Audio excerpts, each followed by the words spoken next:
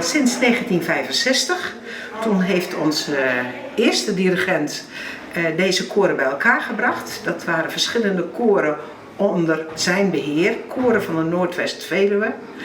En die heeft bedacht van nou, het zou leuk zijn om ze eens bij elkaar te brengen.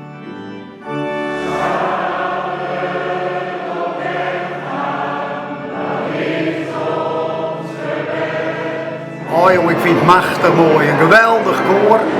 Vooral als die bas nog die mooi beginnen te zongen, dan wordt het een hartstikke mooi geheel. Wat dat betreft een hele goede keus van de commissie.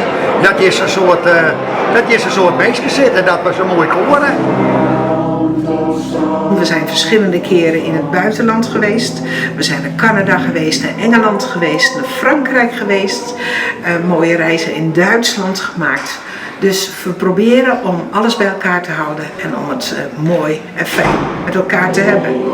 En wat is zo mooi om dirigent te zijn? Dat is dat je mensen in beweging mag zetten en heerlijk laten zingen en musiceren. Tot eer van God. Ja, heel veel plezier. Het is een prachtig koor hoor.